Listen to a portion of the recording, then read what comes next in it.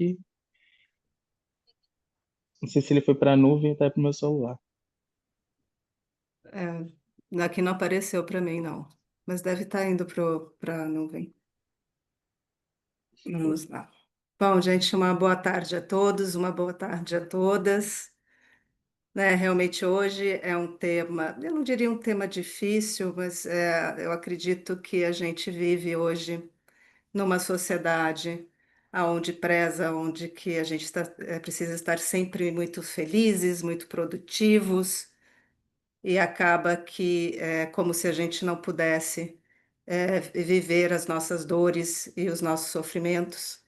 Então, hoje a gente vai falar um pouco sobre o luto, né, e a visão e como o Espiritismo nos auxilia nesse processo que todos nós, né, vivemos durante a nossa vida, né? E a gente vai entender, então eu vou buscar que a gente entenda um pouquinho o que é o luto, né, e como a doutrina pode nos auxiliar nesse processo. Deixa eu só compartilhar, né? Não está aparecendo aqui para mim o meu. Ah, tá aqui, apareceu.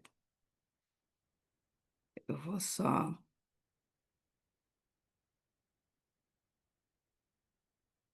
Tá no modo apresentação para vocês? Assim, Então, hoje nós vamos falar, né, sobre o luto na visão espírita. Né, não está passando por quê? Ele só não está passando aqui para mim. Eita, nós, vamos lá.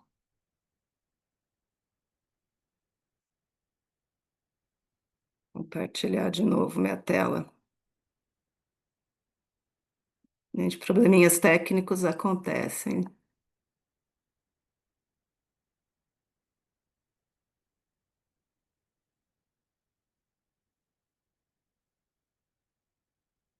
Agora foi. Então, deixa eu voltar um pouquinho. Bom, vamos lá. Então, o objetivo da palestra de hoje, né, na verdade, é trazer uma reflexão sobre o sentido da morte na doutrina espírita, né, e o seu efeito no processo de luto, né, como podemos, né, auxiliar uma pessoa enlutada a partir dos conceitos espíritas e como a gente pode também acolher a nossa dor. E para começar, eu gostaria de trazer um pouquinho do que o que é o luto, né? Na visão psicológica, o luto é uma experiência universal, né, frequentemente associada à perda de um ente querido. Entretanto, né, o luto ele pode se manifestar em várias outras situações que envolvam transições, rupturas ou transformações significativas durante a nossa vida. Né? Então, o luto ele é um processo, né, psicológico profundo em que enfrentamos, né, a ausência e a dor, né, enquanto nós tentamos reorganizar a nossa vida diante de uma perda significativa. Então, resumindo, o luto, ele é a ruptura de um vínculo significativo na vida de uma pessoa.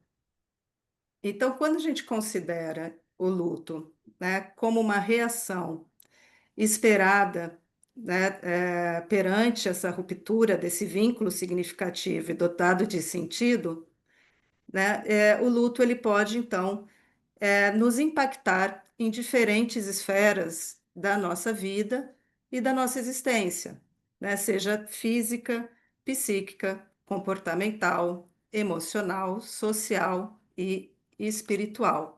Ou seja, o luto, né, ele mexe em todas as áreas da nossa vida quando passamos por um momento de uma perda ou de uma ruptura de algo importante para nós.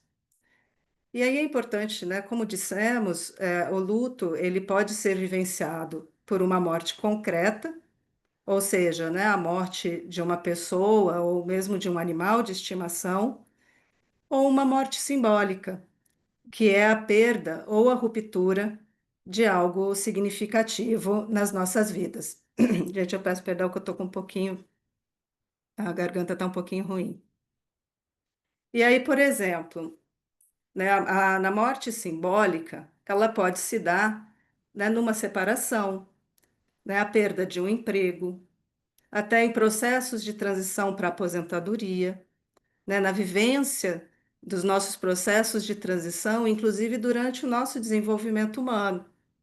E essas mortes simbólicas, muitas vezes, elas podem ser mais difíceis de lidar do que a morte concreta, né? Por exemplo, né, quando a gente fala do desenvolvimento humano, o próprio processo do envelhecer, né, faz com que a gente sinta luto por coisas que estamos perdendo, né? Principalmente nós mulheres, na menopausa, né, que vamos tendo todos sintomas e que nosso corpo vai mudando. E isso a gente pode considerar essas perdas também como um processo de um luto simbólico, de uma morte simbólica de algo que fomos e que não seremos mais. E o luto, ele, né, como dissemos, ele é uma experiência universal, mas com uma vivência única, uma vivência singular, né? E como nos diz Elizabeth Kubler-Ross, que é uma psiquiatra suíça, pioneira no tratamento, né, ela foi pioneira no tratamento de doenças terminais, dos cuidados paliativos. Inclusive, ouvindo, tem um livro dela que é muito interessante, que é A Morte, né, e o Morrer, onde ela entrevista vários pacientes em terminalidade, e a partir daí ela cria todo um conceito das fases de luto, mas que aqui não vem ao caso a gente falar sobre isso, mas ela nos diz, né, que o nosso luto é tão individual quanto as nossas vidas. Então, mesmo que possamos viver lutos, né, uma perda de um pai, né, de uma mãe, a maneira que eu vou viver esse luto vai ser diferente da outra pessoa, porque isso está ligado a todos os nossos afetos, como era a minha relação com essa pessoa. Então, cada pessoa vai ter uma vivência única e singular no seu processo de luto. Uma coisa que é importante também a gente dizer que não existe um tempo para a elaboração do luto, né? E aí, Gerry Almeida, que é um professor historiador espírita, que escreveu um livro chamado Morte, Luto e Imortalidade, sobre a visão, né, da doutrina espírita a partir também das teorias psicológicas, ele vai nos dizer que cada pessoa, na posse das suas vulnerabilidades e possibilidades, ele terá o seu tempo próprio para elaborar as suas perdas. Então, muitas vezes as pessoas falam de um luto prolongado, que isso pode trazer sintomas, né? Adoecer essas pessoas que ficam no luto prolongado. Na verdade, não é o tempo, e sim o tamanho desse sofrimento que a pessoa está, né? E aqui também eu quero trazer sobre a dor da perda. Maria Júlia Kovacs é uma psicóloga, uma das maiores referências no estudo da morte e do luto.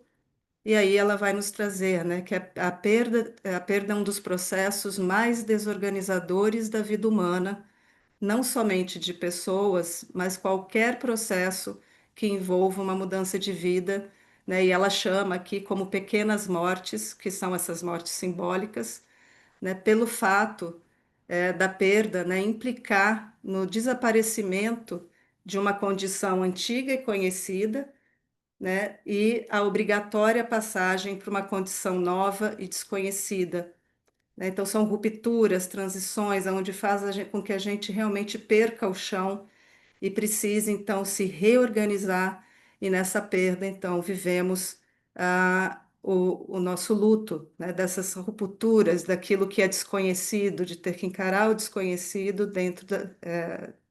em oposição àquilo que a gente conhecia anteriormente.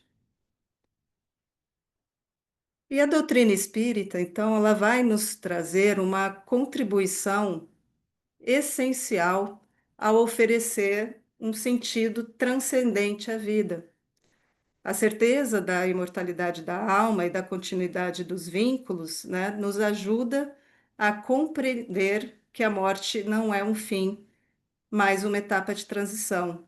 Então, o Espiritismo ele vem para nos acolher e para nos trazer a consciência dessa transcendência e dessa imortalidade da alma, mas também nos auxilia nessas vivências dessas mortes simbólicas, a partir do momento que, como uma filosofia, ela nos ensina a lidar com os obstáculos que nós temos nas nossas vidas de uma forma mais resiliente e compreendendo que, né, estamos aqui, num momento de aprendizado para a nossa evolução espiritual.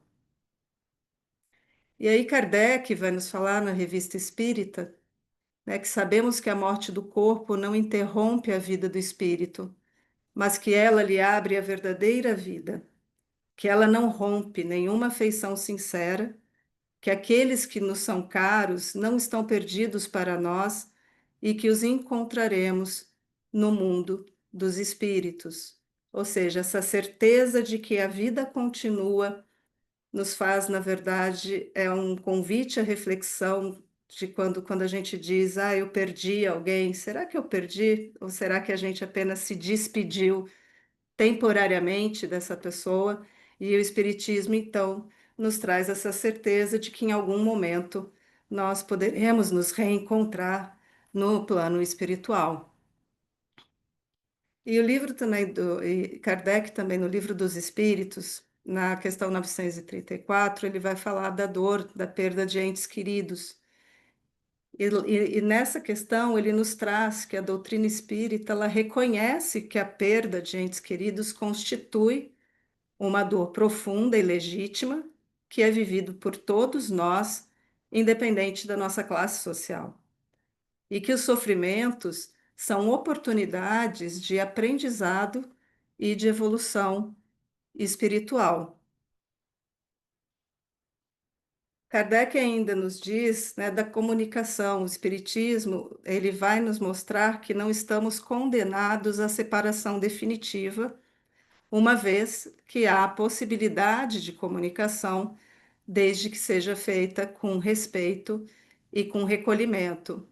Mas aqui eu gosto de deixar um alerta, a gente tem que entender que Kardec, naquele momento, vivia, né, essa comunicação, a evocação dos espíritos para a realização mesmo da própria formulação da doutrina, mas é importante a gente fazer aqui um alerta que Chico Xavier psicografou milhares de cartas, principalmente de filhos, né, para mães que estavam em sofrimento, mas ele sempre nos alertava que o telefone da vida espiritual toca apenas de lá para cá.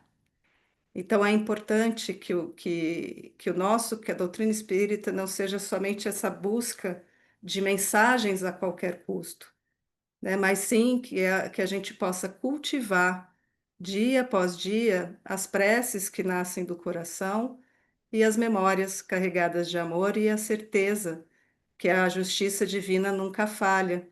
Então, às vezes, a gente precisa ter esse cuidado, às vezes, dentro da nossa dor, do nosso sofrimento, de querer buscar como está o nosso ente querido, mas que, na verdade, nós podemos nos comunicar com eles através da oração sincera e, se tivermos com o nosso coração aberto, receber muitas vezes através de intuições, né, é a resposta que buscamos para acalentar o nosso coração.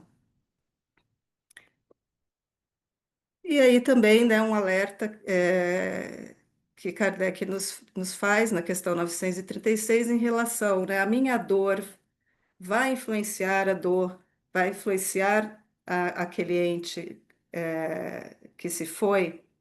E Kardec nos diz que o espírito é sensível à lembrança e às saudades dos que lhe eram caros na terra, mas uma dor incessante e desarrazoada o toca penosamente, porque nessa dor excessiva ele vê falta de fé no futuro e de confiança em Deus, e por conseguinte, um obstáculo ao adiantamento dos que choram e talvez a sua reunião com eles.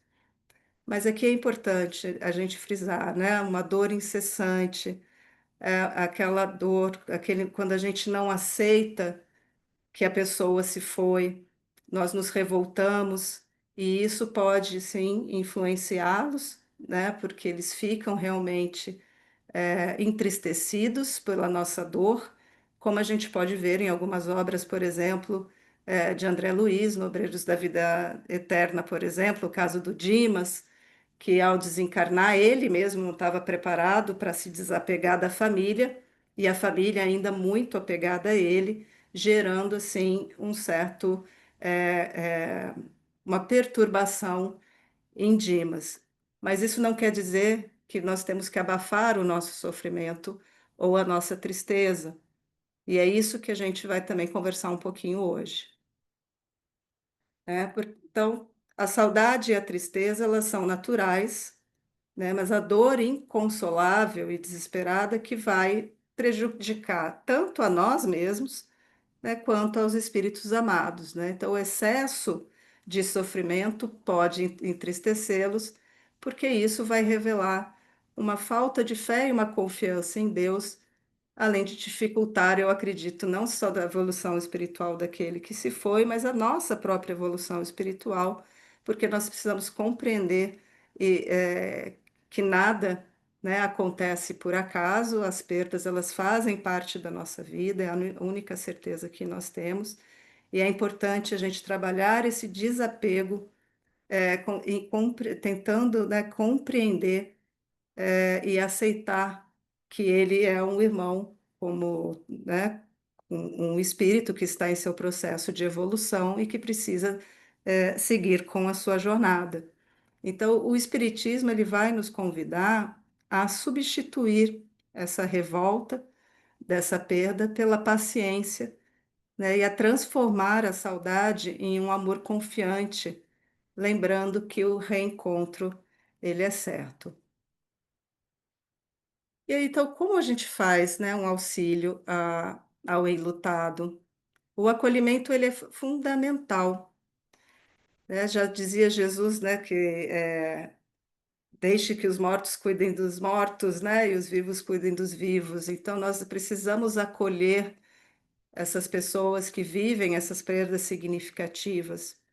E aí, aqui, eu coloco algumas coisas que todos nós costumamos fazer, porque normalmente é muito difícil, né? Quando a gente recebe a notícia, às vezes, de alguém que faleceu, a gente não sabe muito bem como lidar, o que dizer, e a gente acaba, na maior das boas intenções, dizendo frases como essas: ah, não sofra, fulano continua vivo, né? Ou então, olha, se você sofrer, você vai transmitir, como a gente, né, até viu que existe essa influência, mas a gente ainda reforça isso, olha, você vai transmitir esse sofrimento para ele ou para ela. Ou então, ah, não fica triste, né? Ele descansou. E a gente, como espírita, sabe que, né, não tem essa coisa de descanso, né? Na verdade, ele vai seguir lá estudando, trabalhando, seguindo a sua evolução espiritual. Ou então mesmo assim, olha, não fique assim, né? Senão você vai atrair ele não vai sair de perto de você. Todas essas frases, por mais que a gente tenha as melhores das intenções ao dizê-las, ela tende a gerar na pessoa em sofrimento um comportamento de isolamento ou de culpa. Então é necessário a gente respeitar o sofrimento daqueles que ficam, buscando nada de doutrinação, né, tentar dar aulinha de espiritismo para a pessoa naquele momento, ou respostas prontas, né, imposição de verdades, né, porque o luto não, né, na psicologia a gente fala do luto não autorizado, que é uma forma de adoecimento psíquico da nossa sociedade contemporânea. Exatamente porque a gente tem essa tendência que a gente não pode acolher o nosso sofrimento, nós precisamos sempre ser muito fortes, né? Estamos bem, bola para frente, e não é bem assim que acontece, e isso acaba, na verdade, gerando o adoecimento psíquico dessas pessoas. Mas então, né, como auxiliar? E o segredo está na empatia. E aí, no livro do Gerry, eu adorei essa definição de ser empático dessa psicóloga Brisa Maria Fraga, que ela fala assim, que a empatia é a escuta. Colocar-se no lugar do outro é impossível. Lembra que a gente falou que o luto ele é algo que é único, né? A vivência do luto é uma coisa única, cada pessoa vai ter a sua forma de viver o luto. E aí ela nos diz, né, que se no final dessa experiência, se você tiver escutado verdadeiramente, terá feito o que provavelmente ninguém fez até então: dar à dor o direito de existir e à pessoa o direito de sofrer. É onde não somos escutados na singularidade da nossa dor que adoecemos. Então, se não sabemos, a melhor coisa que podemos fazer é estarmos abertos a escutar essas pessoas em dor. O que ela precisa, qual é o acolhimento, como eu posso auxiliá-la naquele momento, evitando, assim, conselhos, sugestões ou até mesmo, como a gente disse, doutrinações. Então, o luto, ele é mais do que tristeza. Ele é um encontro com os nossos sentimentos mais profundos, né, e com a temida morte. Porque até nós espíritas tememos a morte, né? Porque a gente fala, ai meu Deus, será que eu vou para um umbral? O que que vai acontecer? É um mistério, é o desconhecido.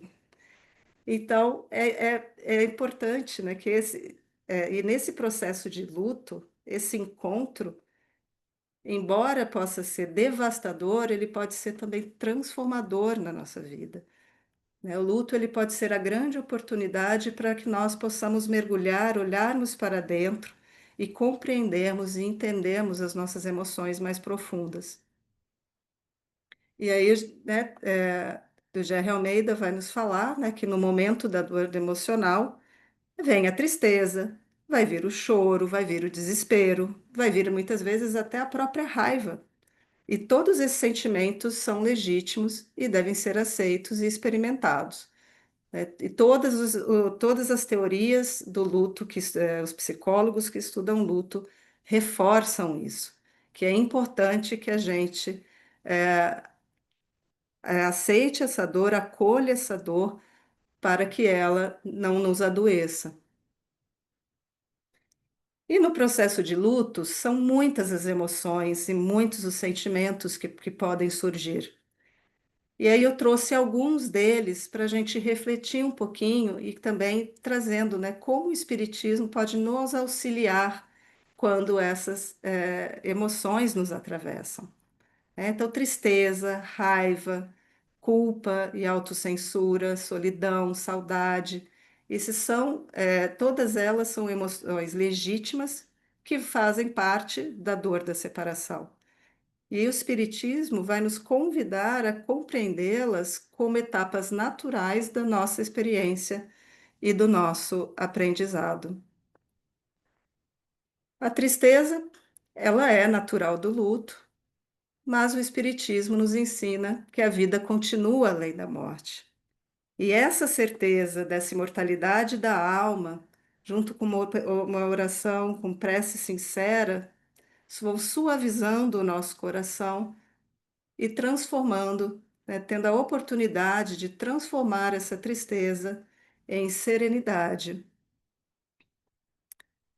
A raiva no luto é um dos sentimentos mais confusos para o enlutado, né? Porque ele está na raiz de muitas dificuldades encontradas no processo de elaboração do luto. E a raiva ela pode surgir como revolta pela perda, principalmente às vezes nos casos, né, de morte por suicídio, onde os familiares acabam tendo vários sentimentos conflituosos e a raiva pode ser um desses, principalmente, né, por essa sensação de ter sido deixado, de não ter sido, né, não pensaram em mim quando tomou essa atitude, e isso pode gerar uma revolta e um sentimento de raiva. Mas a gente tem que lembrar que no Espiritismo, né, nos ensina que nada acontece fora da justiça divina. E quando nós confiamos nessa lei, nós conseguimos elaborar esse sentimento, transformando então em compreensão e resignação. Também nos atravessa muito o sentimento de culpa, porque muitas vezes ficamos, por que que eu não, né, não disse que eu amava mais? Por que que eu deixei de fazer? Por que que eu briguei com ele ou com ela? Eu deveria ter sido mais paciente, eu deveria ter ouvido mais. Todos esses sentimentos vão nos atravessando. Mas aí, o Alexandre Caldino Neto, no livro A Morte na Visão do Espiritismo, ele traz essa frase que eu também acho que é muito bonita e nos abraça, e nos acolhe, quando ele fala que se não tivermos condições de demonstrar de forma veemente nosso amor por alguém que morreu, saibamos que ele ou ela muito provavelmente sentiu nosso amor e pode ainda sentir o nosso amor agora, sempre expresso nos nossos pensamentos e preces. Então, né, nós podemos sim manter esta conexão com as pessoas que nós amamos, com uma prece sincera, dizendo, conversando, dizendo como amava essa pessoa, porque esses pensamentos amorosos com certeza chegarão àquelas pessoas que a gente, caso carregue, que não conseguiu dizer que amava, com certeza vão receber todas essas mensagens e esse amor. A solidão ela vem dessa ausência, desse vazio, dessa ausência que pode ser muito profundo. E o Espiritismo ele vai nos consolar ao revelar que nunca estamos sozinhos. Nossos entes queridos continuam vivos, próximos em espírito, e podemos nos conectar a eles pelo pensamento e pela prece, né? Como eu já havia falado.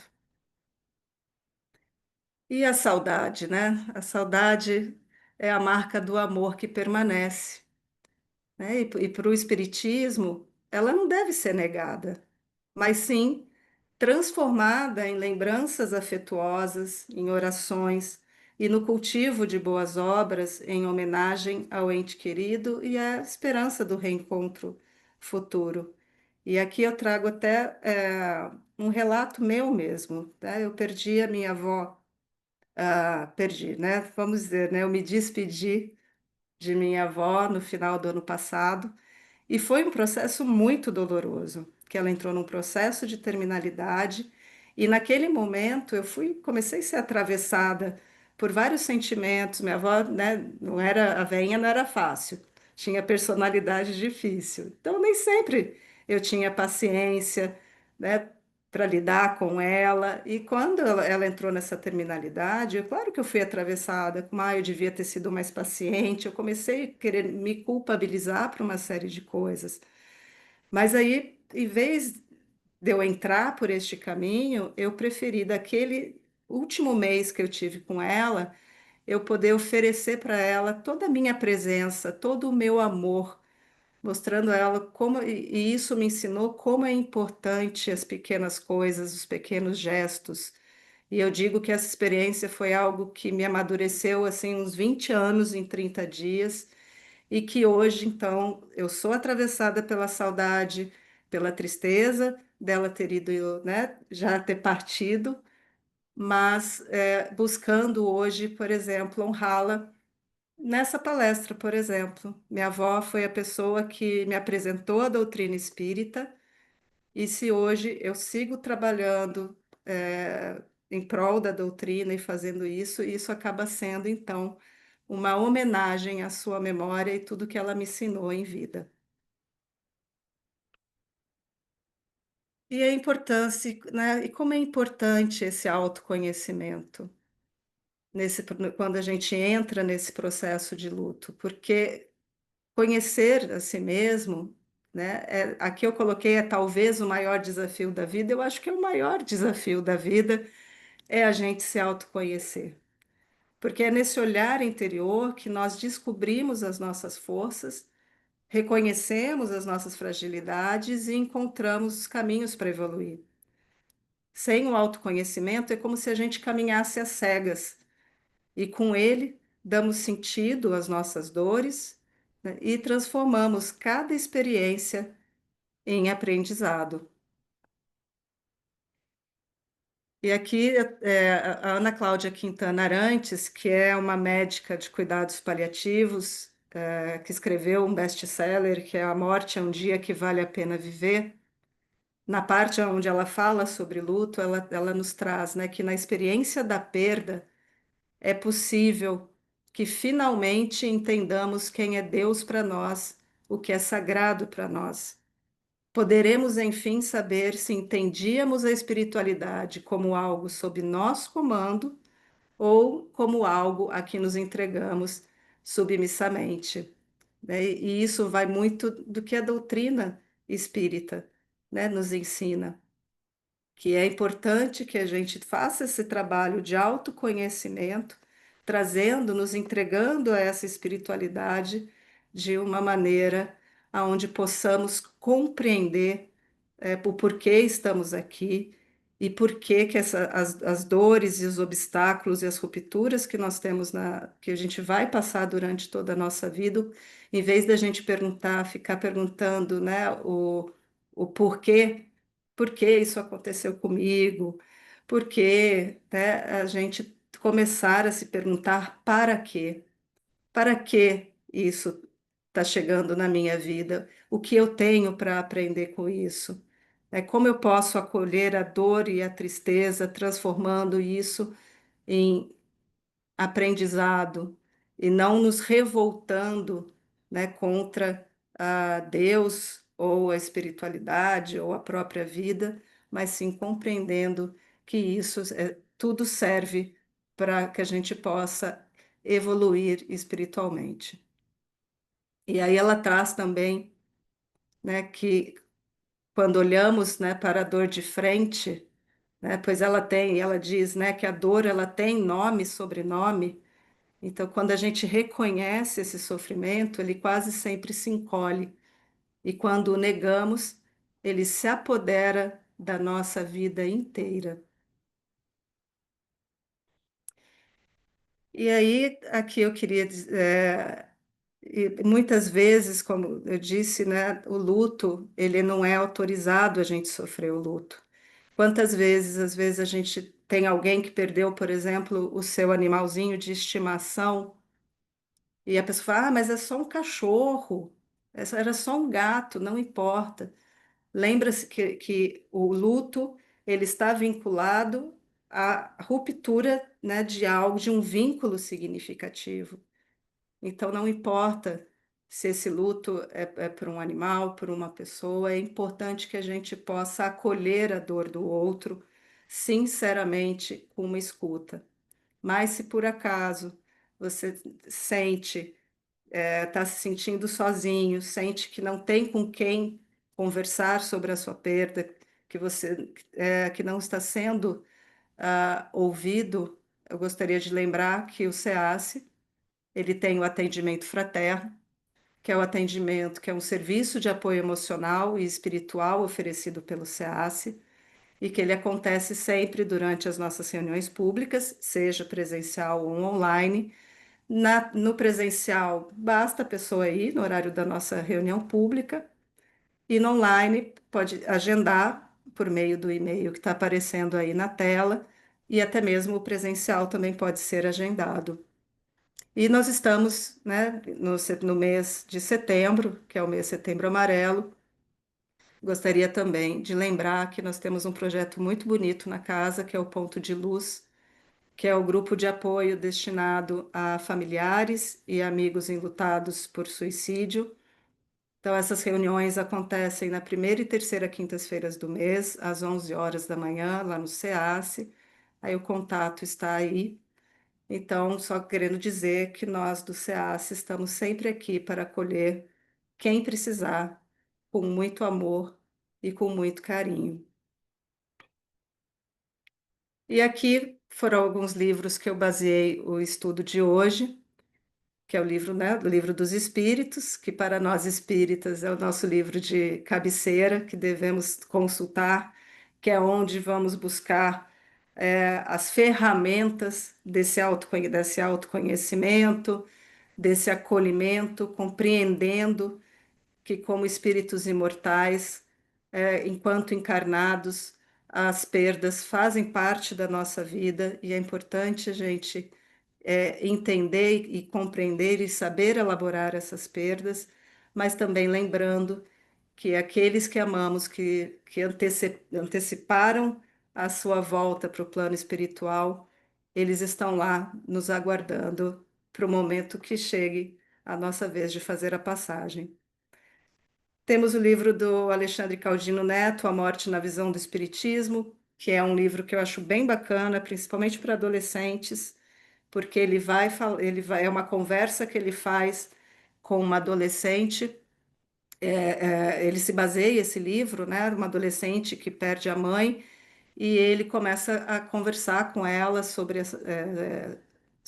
a morte, sobre lutos pela visão do espiritismo, trazendo assim um livro bem bacana para aqueles que quiserem se aprofundar. E o Gerry Almeida é o Morte, Luto e Imortalidade. Esse é um livro que eu achei bem interessante, porque ele traz as teorias do luto, as teorias psicológicas do luto, e faz e conversa, né, com essa visão do espiritismo sobre a morte, luto e mortalidade. Então, ele é bem embasado, ele traz várias referências. Então, também para quem tem interesse em se aprofundar no assunto, fica a dica aí. E dos livros não espíritas, tem o livro da Ana Cláudia Quintana Arantes, que é A Morte é um Dia que Vale a Pena Viver, Sobre a Morte e o Morrer, da Elizabeth Kubler-Ross, e um livro mais técnico que vai falar realmente sobre a teoria do luto, os vários psicólogos, os maiores psicólogos que estudam o tema, que é o luto no século XXI, uma compreensão abrangente do fenômeno. São livros incríveis. A Morte é um Dia que Vale a Pena Viver e Sobre a Morte e Morrer, eu aconselho qualquer pessoa a ler para entender principalmente a parte de como podemos elaborar e desmistificar a morte, até porque a gente aprende, né, saber morrer, a gente tem que saber viver para saber morrer. Então fica aqui a dica. Espero que eu tenha contribuído de alguma forma. O luto é um tema bastante complexo, bastante profundo, mas que nós possamos olhar o luto como algo que, né, que, embora seja devastador em nossas vidas, ele pode ser muito transformador. Então, ele é um convite também para que nós possamos olhar para dentro, acolher as nossas dores e buscarmos, assim, crescermos espiritualmente. Muito obrigada.